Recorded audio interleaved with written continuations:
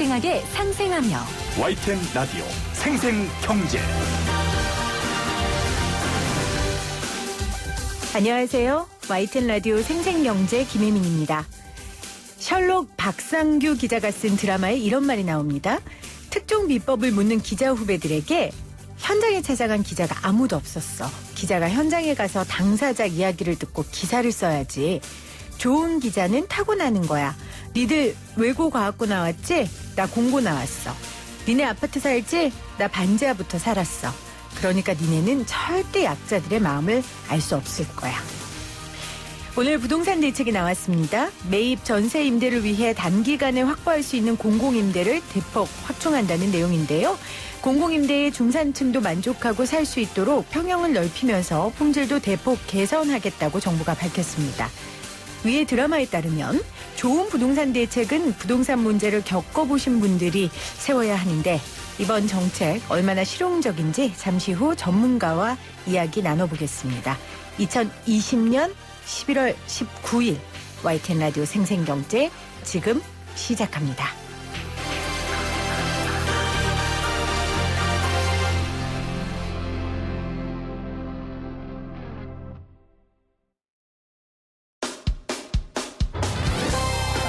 쉬운 경제, 살아있는 경제, 우리 집 경제 이야기, YTN 라디오 생생경제.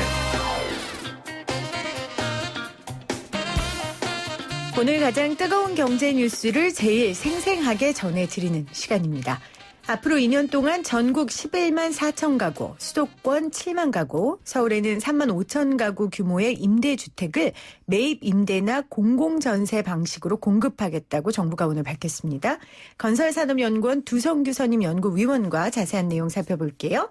어서 오세요, 박사님. 안녕하세요. 자, 오늘 나온 정부의 전세 대책 들어가기 전에 현 상황을 조금 짚어주세요. 네.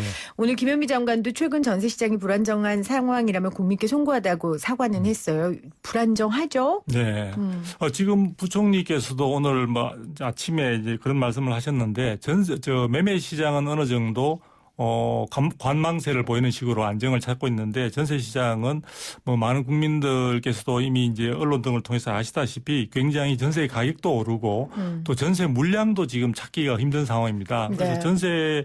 우리가 전세 난이라고 이야기를 하는데요. 사실 지금 72주간 계속해서 전세 가격이 오르고 있는 상황이고 이런 이러다 적이 보니까 있었습니까? 네, 그러니까 굉장히 오래된 상황인데 최근에 이런 정도로 심각한 상황은 아무래도 이제 7월 말부터 시행되고 있는 개정된 임대차 이제 그 3법 네. 그 부분들이 아마 큰 영향을 주지 않았나. 그래서 아마 그 동안에는 정부는 좀 부정적인 그런 임대차 3법의 개정에 의한 것이 아니다라고 했는데 이번에 부총리께서는 그런 부분도 하나의 원인으로 포함시켜 가지고 네. 전반적으로 시장에 있어서의 지금 상황이 녹록지 않다는 말씀은 하셨던 것 같습니다. 부총리는 그렇게 이야기했지만 김현미 국토교통부 장관은 전세난의 원인은 정부가 내놓은 임대차법 때문이 아니라고 분명히 오늘 이야기를 하긴 했습니다. 그러니까 네. 저금리와 1인 가구 증가 때문이고 오히려 임대차법 때문에 많은 분들이 나가지 않고 그 전세 만료가 돼도 나가지 않고 있는 그 혜택을 누리고 있다 이렇게 얘기를 하셨거든요. 네.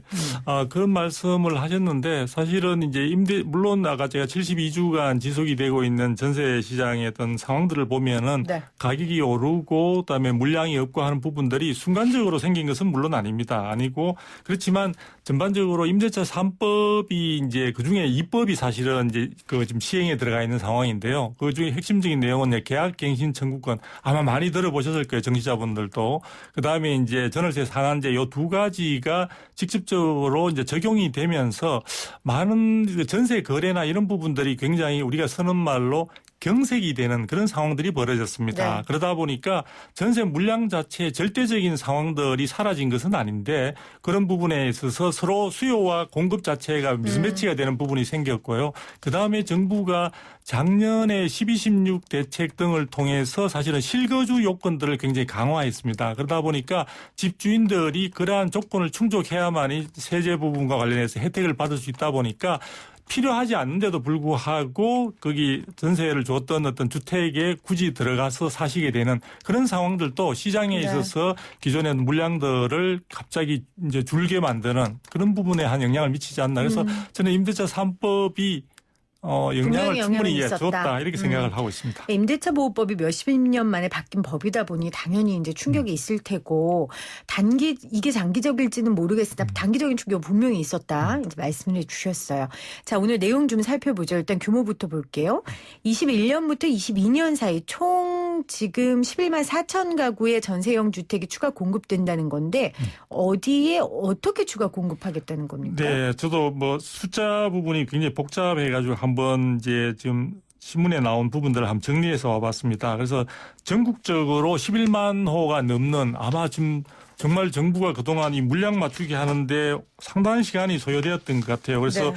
전세형 공공임대 공급 전체 전국적인 물량은 11만 가구가 넘고요. 그중에 우리가 관심이 있는 서울 같은 경우에는 3만 5천 호, 수도권에 한 7만 호가 넘는데요. 그 세부적인 내용을 보면 지금 공공임대로 나가 있는 물량 중에 6개월, 지금까지는 이제 6개월간 방치가 되면 공실이라고 해가지고 적절한 그 비워져 있는 부분들을 사실은 앞으로는 3개월만 지나면은 공실로 처리해서 누구든지 들어올 수 있도록 네. 임대 조건 자체를 완화시킨다든지 그런 물량으로 지금 전국적으로 한 3만 9천 호를 공급할 예정에 있고요. 서울 같은 경우에는 한 4,900호 정도를 예상을 하고 있습니다.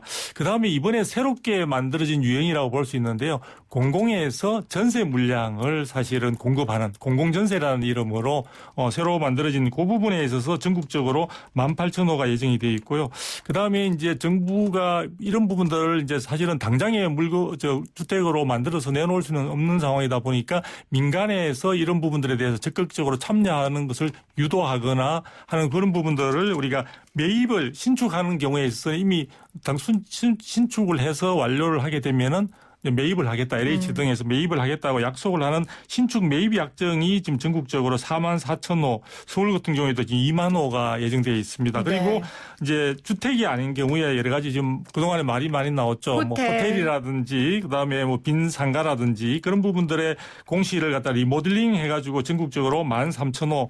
그래서 서울 같은 경우에는 5,400호 정도로 지금 그치고 있습니다.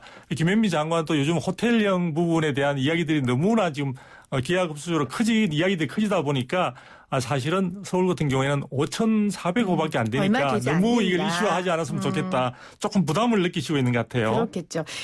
지금 유형을 설명해 주셨습니다. 그러니까 공공임대 같은 경우 6개월 되면 공실 처리가 되는데 그게 나올 물량이 한 3만 9천 호. 네.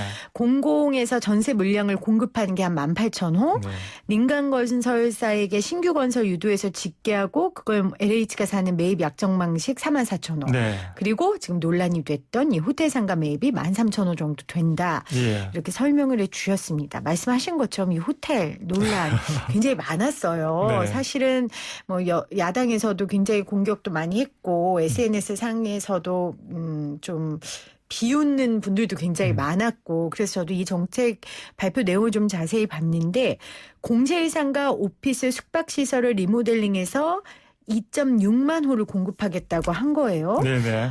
이 계획은 어떻게 보세요? 네, 이제 일단 사실은 지금 임대주택을 공급하는 부분도 서울이나 수도권 같은 경우에 마땅한 지금 택지를 확보하기가 쉽지 않은 상황이고요. 그렇죠. 또 전세나 월세 등의 어떤 세입자들 같은 경우에도 여러 가지 직장의 문제라든지 그다음에 학교 자녀들의 어떤 양육 문제와 관련해서 상당히 여러 가지 부분에 있어서 도심에 거주하기를 원하는 경우들이 많은데요. 그러한 택지 확보가 잘 안 되다 보니까 기존에 이제 사실은 호텔 같은 경우는 최근에 이제 관광 부분과 관련해서 상당히 경기가 좀 침체되고 이런 부분들에 사실 호텔이 제대로 본 기능을 이제 갖지 못하는 그런 경우들을 포함해서 빈 상가나 이런 쪽들을 리모델링해서 이제 주택으로 공급하겠다는 건데요. 사실은 물량 부분에 있어서 뭐 크게 많지도 않지만 이 자체가 지금 도심의 공급이 그만큼 추가적으로 임대 물량을 공급한다는 게 쉽지 않다는 것을 좀 반영하고 있고요. 오히려. 예. 그리고 지금 이런 부분과 관련해서 지금 걱정되는 부분은 오히려 이런 물량까지 할 정도로 정부가 지금 상당히 위기 상황을 느끼고 있는 것 같은데요. 지금 장관 부총리께서도 잠깐 언급을 하셨어요. 내년의 경우에는 사실 입주 물량 자체가 서울 같은 경우에도 올해 대비해서 약 한 45%가 감소되는 그런 정도로 예정이 되어 있습니다. 지금 민간 조사기관에서는 내후년까지 이런 부분이 이어질 것으로 보이는데요. 정부가 이번에 이런 호텔까지 개조까지 해서 물량을 확보하려고 하는 것은 즉 내년과 내후년에 입주 물량이 급격하게 감소하는 데 따른 시장의 충격들을 네. 이번에 이렇게 이 얘기를 통해서 어떤 수요 심리의 불안이나 이런 것들도 좀 사전에 좀 대응해보고자 하는 그런 부분도 반영되어 있는 것 같습니다. 김현미 장관도 오늘 그런 이야기를 했어요. 내년 공급 물량이 서울의 경우 10년 평균치보다 줄어든 상황이다. 그런데 이번에 11만 4천 호가 추가 공급하면 서울은 10,000호 이상 공급이 늘어난다라고 얘기를 했거든요. 네네. 그러니까 박사님 말씀처럼 선제적 대응이기는 네. 한데 지금 김현미 장관은 이 호텔 오피스텔 뭐 이런 것들은 1인 가구들 대상으로만 한다는 겁니까? 그걸 명확하게 적으면. 그렇죠. 그 부분이 사실 조금 문제가 있는데 이게 좀 잘못되면은 공실만 늘어나고 오히려 네. 정말 정부 예산이 이제 지출되는 그런 어떤 문제가 생길 수 있고 과거에 보면은 짧은 기간 내에 주택을 그때는 이제 매매 수요 부분들을 충족시키기 위해서 도시형 생활주택이라는 것을 공급한 적이 있는데 그랬죠. 그게 나중에 많은 문제로 남았습니다. 하자 문제라든지 주거 환경이 열악하든지. 그런데 지금 이제 정부가 이야기하는 이런 많은 공급 물량들이 보게 되면요. 호텔을 개조하는 경우에 있어서도 주로 원룸식을 좀 예상을 하고 있는 것이 아닌가라는 이제 의구심이 살짝 드는데요. 1인 가구가 사실은 굉장히 기존의 전체적인 가구 수 부분에 있어서 한 30%까지 올라가다 지금 최근에는 35%까지 증가하는 그런 양상들을 보여주고 있습니다. 그래서 1인 가구는 정부에서 생각할 때 작은 아주 적은 어떤 면적의 경우에도 충분히 거주하는 데는 문제가 없다는 그 생각들이 전제가 되고 있는 것 같은데요. 제가 볼 때는 지금 1인 가구라고 해서 원룸을 다 선호하는 것도 아니고 여건만 된다면 충분히 쾌적하고 넓고 편리한 설비들이 구축된 그런 정도의 네. 주거를 다 원하는 것은 일반적이라고 볼 수 있거든요. 그래서 제가 볼 때는 여러 가지 경제적인 문제 등이나 어떤 그런 것으로 인해서 원룸을 선호하는 양상들이 나타난다 하더라도 그런 부분들은 어떻게 보면은 우선 어떤 더 좋은 거주 환경으로 가기 위한 네. 일시적인 어떤 상황들로 이해를 하면서 적절한 그 수요에 맞는 어떤 대응을 해야 되는데 정부는 어떤 숫자 부분, 즉 그러니까 질적인 부분에 있어서는 상대적으로 양적인 부분에 치우치다 보니까 좀 소홀히 다루고 있다는 느낌을 지울 수가 없습니다. 저는 1인 가구로 살아본 적이 없거든요. 네. 이제 제 남편이 1인 가구로 아주 오랜 시간 살았습니다. 네. 근데 그분이 하시는 말씀이 원룸으로 1인 가구가 살면 집에 있고 싶지 않다는 거예요. 작은 공간이라도 네. 방이 있고 거실이 있고 구분이 돼야 이 1인 가구로서 질 높은 삶을 살 수 있다. 그 얘기한 게 기억이 나요. 네, 맞습니다. 그래서 제가 지금 뭐 단순히 제 개인적인 얘기를 하는 게 아니라 제가 오프닝에도 얘기했지만 이 정책을 해보신 분들이 1인 가구를 안 살아보신 분들이 세웠을 가능성이 굉장히 크고요. 네, 맞습니다. 제가 이 얘기를 하는 이유는 우리가 절대 주택수가 지금 모자란 건 아니잖아요. 네네네. 결국은 사람들이 원하는 형태의 공급이 이루어져야 되는데 이렇게 숫자 맞추기 급급하면 악순환은 계속되지 않을까 싶은 거거든요. 네, 사실은 굉장히 중요한 말씀을 지적을 해 주셨는데요. 지금 사실은 시장에 있어서는 좀 물량 맞추기가 원체 이제 지금 당장에 불을 꺼야 되는 어떤 정부의 여러 가지 상황들을 잘 대변해 주고 있는데요. 지금 시장에서는 제가 좀 단정적으로 말씀드리기는 좀 힘듭니다만 사실은 임대주택을 원하는 수요는 상당히 저는 감소했다고 보고 있습니다. 오히려 이번에 이제 전세난 그리고 조금 직전까지 사실 이제 매매 가격, 주택 가격이 굉장히 상승하면서 많은 분들이 2030 세대 연끌이라든지 패닉 바잉 이런 현상들을 잘 대변해 주고 있는데요.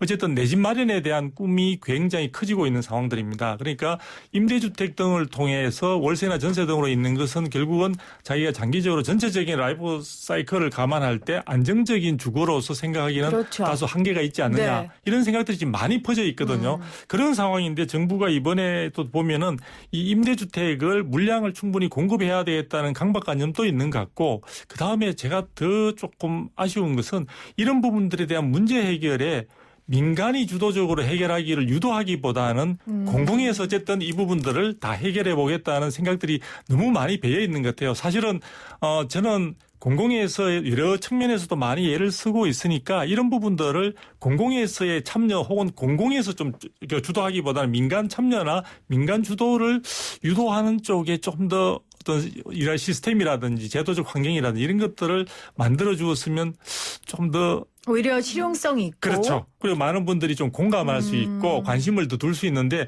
제가 잘못하면 이 공공임대라는 거는 지금까지의 공공임대주택과 마찬가지로 정부는 열심히 비용을 들여서 예산을 들여서 세금의 그런 부분들을 거두어서 들었던 비용으로 만들었는데 많은 실제 들어가야 되는 부분들이 외면하는 상황이 되어버리면 이건 굉장히 참 또 다른 사회적 문제로 비화될 수 있는 여지가 있거든요. 그래서 그런 점을 정부가 조금 더 깊이 생각했었으면 하는 아쉬움이 조금 있습니다. 자, 물량을 내놔야 된다는 것과 정부가 주도해야겠다는 이 강박이 조금 이 대책들에 담긴 게 아닌가 이렇게 평가를 해주셨는데 민간 건설사에게 신규 건설 유도해서 짓게 하고 그걸 LH가 사는 매입 약정 방식을 확대하겠다는 건 밝히긴 했어요. 네네. 이건 어떻게 보세요, 그러면? 네, 매입 약정 양식도 그러니까 이것은 사실은 뭐 민간에서 정말 참여를 약간 유도하는 측면들이 있는 거죠. 그런데 이제 이 매입 약정 양식의 사실은 주요 대상 어떤 건축물들이 많은 분들이 생각하는 아파트는 아닌 것 같아요. 그래서 지금 오피스텔이라든지 또는 빌라라든지 이런 형태의 어떤 그 규모 형식을 가진 어떤 그런 쪽들을 LH에서 충분히 이제 사전에 매입하겠다는 약정을 하거나. 근데 그건 왜요? 왜 그렇죠, 박사님? 왜냐하면 우리는 절대적으로 아파트에 대한 수요가 거주에 있어서는 많은데 있는 걸 사는 건 이해를 하겠는데 신규 건설조차도 왜 아파트로 하지 않고. 아, 네. 그거는 지금 아파트는 지금 제가 너무 오래 걸리니까. 그렇죠. 시간이 사실은 아파트 건설 같은 경우에 있어서는 실질적으로 단지 규모에 따라 조금 차이는 있게 되어 있지만요. 최소한 2년 이상의 그렇죠. 시간이 소요되고 요즘 같이 굉장히 대규모 단지로 이루어지는 경우에는 3년 이상의 기간이 걸리기도 합니다. 그래서 지금은 당장은 예전의 도시형 생활주택처럼 정부가 내년에 상반기 중으로 일정한 물량들을 직접 내놓아서 시장 안정에 직접적인 효과가 있도록 하는 그 측면에 많이 비중이 두어져 있는 것 같아요. 그러다 보니까 지금 아파트를 건축할 만한 또 건설할 만한 부지도 사실 확보되어 있지 않는 상황들이다 보니까 아무래도 짜투리라든지 어떤 소규모 어떤 택지 부분에 빨리 어떤 주택을 수를 갖다가 채울 수 있는 주택 공급을 위해서는 오피스텔이라든지 지금 여기서 이야기하는 뭐 빌라라든지 이런 쪽의 형태를 그것도 지금 작은 부분에 있어서 사실 LH도 여러 가지 지금 재정적으로 어려움이 참 많거든요. 그래서 민간에서 할 수 있는 그런 부분들을 같이 이게 하나의 방안이 아니라 다른 방안과 함께 이런 부분들도 하는데 네. 사실은 제가 볼 때 전체적인 아까 처음에 서두에 말씀드렸다시피 물량 전체를 보게 되면 매입 약정 비중이 11만 가구가 넘는 가운데 가장 큰 비중을 차지하고 있습니다. 한 40%를 차지하고 있는 셈이거든요. 그래서 이 부분들을 감안하면 결국 시장에서 생각하는 전세 지금 물량이 당장 없어가지고 이사도 하기 힘든 그런 분들한테는 상당한 그래도 지금 빨리 하더라도 상당한 시간을 기다려야 되는 그런 측면들이 있습니다. 그래서 제가 볼 때는 전체적인 4만 4천 호 중에 절반 이상이 2022년도가 돼야 된다는 점에서 정부의 계획의 수치를 잘 보게 되면은 아마 많은 세입자 또 세입을 지금 전세를 확보하려고 좀 뛰어다니는 분들한테는 당장의 큰 도움은 안 될 것으로 보입니다. 전국적으로 7,000호가 지금 내년 상반기에 예정이 되어 있을 뿐입니다. 그렇군요. 아파트보다는 시간이 덜 걸리지만 그래도 2022년도나 돼야 지금 설명해 주신 매입 약정 방식으로 확대하는 게 되기 때문에 지금 당장의 어려움을 해결할 수 있는 방안은 아니다. 네, 그렇습니다. 라는 말씀이세요. 지금 또 정부가 이야기하기로는 진짜 질 좋은 아파트 내놓겠다. 지금 보이는 라디오 창에 또 손인섭 님도 질 높은 주택들 공급돼야 한다라고 하셨는데 중산층도 살 수 있는 30평대 공공임대주택 내년부터 짓기 시작하면 2025년 건설되고 6만 3천 가구 정도 확충한다고 했어요. 네네. 그 이후부터는 연 2만 가구 19준이 공급하겠다. 네. 그럼 이게 어떤 겁니까? 뭐 많잖아요. 주택 종류가 워낙. 그렇죠. 지금 공공임대가 굉장히 복잡한 부분이 있는데요. 이제 이 부분과 관련해서 지금 정부가 전반적으로 생각하는 것은 이번에 이제 사실은 전세 난에 직면해 있는 분들이 무주택인 가운데 서민만 해당되는 것이 아니라 중산층에 해당되는 분들도 많이 이제 그런 쪽에 직면해 있는 것 같습니다. 네. 그래서 이번에 이제 그런 부분을 갖다 같이 망라해서 과거 정부에서 하는 뉴스테이 정책과 좀 유사한 측면들이 있지 않나라는 생각이 조금 듭니다. 그쪽은 뭐 서비스까지 포함이 되어 있는 상황인데 이쪽은 주로 이제 면적을 넓혀주고 소득이나 자산 기준 자체를 굉장히 탄력적으로 가져가면서 네. 기존의 이제 임대주택 같은 경우에는 예를 들어 청년을 대상으로 하는 경우에는 최대 6년, 그다음에 이제 신혼부부 같은 경우는 최대 10년이 지나면 그 해당되는 해당되는 임대주택에서 퇴거를 해야 되는 그런 부분들이 있습니다.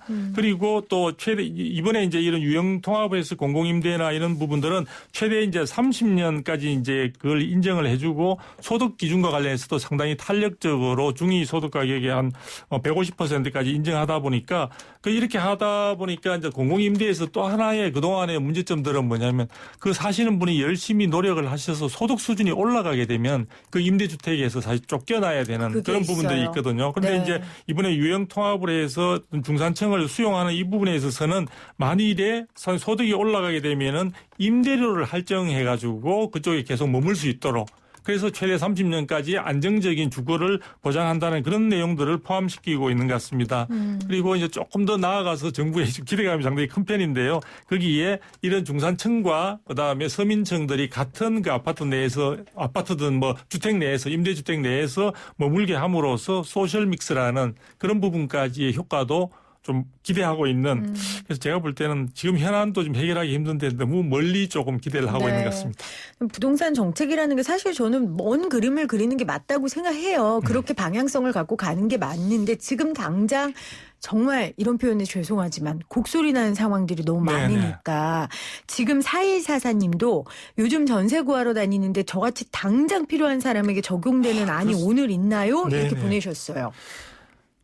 그러니까 지금 이제 보시게 되면은 정부가 제가 생각할 때는 그동안의 전세 대책이 지금 임도 시기도 늦을 정도로 너무 늦게 나왔는데요.